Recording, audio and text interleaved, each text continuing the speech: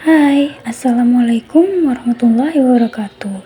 Di sini saya akan mempresentasikan atau menjelaskan materi PPT saya yang judul BDI atau Back Depression Inventory.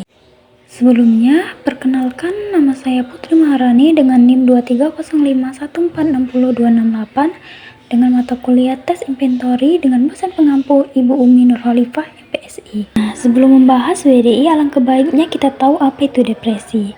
Nah, kawan-kawan, depresi itu merupakan suatu gangguan pada mood individu yang ditandai dengan adanya perasaan sedih, perasaan duka, putus asa, dan juga suram.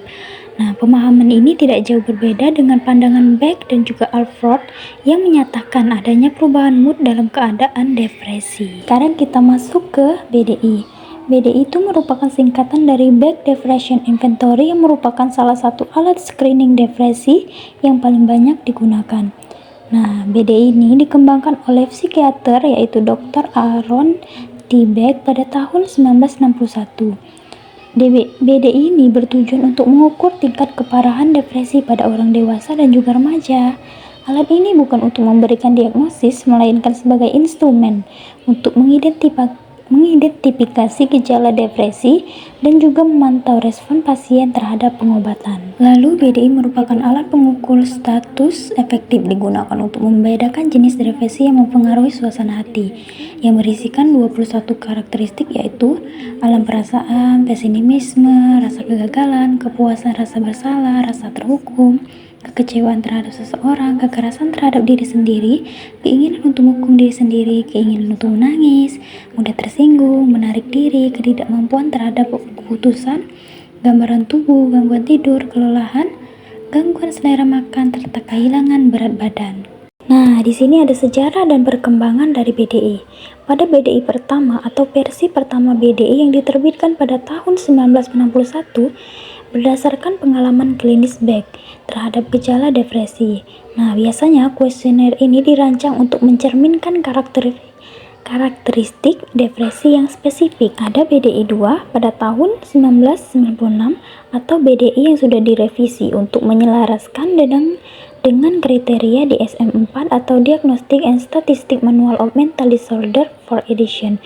Versi ini menggantikan beberapa item lama dengan item baru untuk mencakup gejala seperti agitasi dan kesulitan berkonsentrasi, serta memperbarui periode waktu yang dinilai dari 1 minggu menjadi 2 minggu terakhir.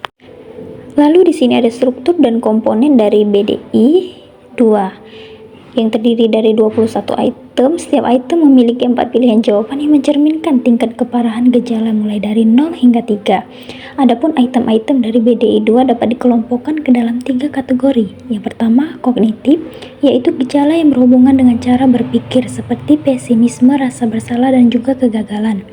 Yang kedua itu ada afektif, atau gejala yang berhubungan dengan perasaan seperti kesedihan, hilangnya minat, dan perasaan dihukum. Yang ketiga itu ada somatik atau fisiologis, yang merupakan gejala fisik dan perilaku seperti kelelahan, perubahan nafsu makan serta tidur, dan hilangannya minat seksual. Selanjutnya ada keunggulan dan juga keterbatasan dari DBI. Yang pertama itu keunggulan DBI berupa validitas dan reliabilitasnya tinggi. DBI telah divalidasi secara luas dan terbukti secara konsisten untuk mengukur depresi. Lalu, setelah sensitif terhadap perubahan, DBI dapat digunakan secara berulang untuk memantau efektivitas terapi. Aplikasinya luas. Kuesioner ini cocok untuk berbagai populasi, termasuk pasien klinis dan populasi umum dalam penelitian. Yang kedua itu ada keterbatasan dari DBI. Yang pertama, subjektivitas atau hasil bergantung pada kejujuran dan kesadaran diri responden. 2. Tumpang tindih dengan gejala medis.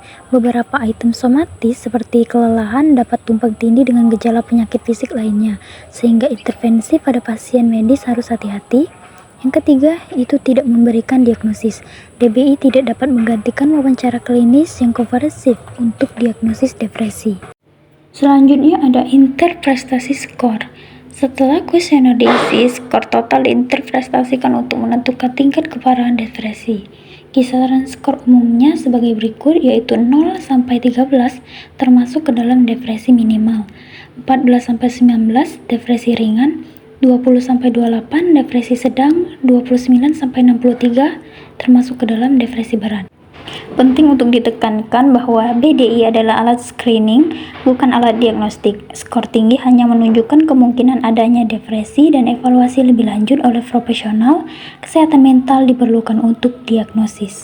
Nah, jadi kesimpulan dari materi PPT ini yaitu inventaris depresi baik atau BDI adalah kuesioner yang digunakan untuk mengukur tingkat keparahan depresi. Alat ini dikembangkan oleh psikiater Dr. Anton Tibek dan terdiri dari 21 item yang mencakup gejala psikologis dan fisik. BDI berfungsi sebagai alat screening, bukan alat diagnosis. Hasil skornya mengelompokkan tingkat depresi dari minimal hingga berat. Meskipun demikian, untuk mendapatkan diagnosis yang pasti, seseorang harus dievaluasi oleh profesional kesehatan mental. Nah, mungkin itu saja yang bisa saya jelasin mengenai BDI. Sekian dan terima kasih.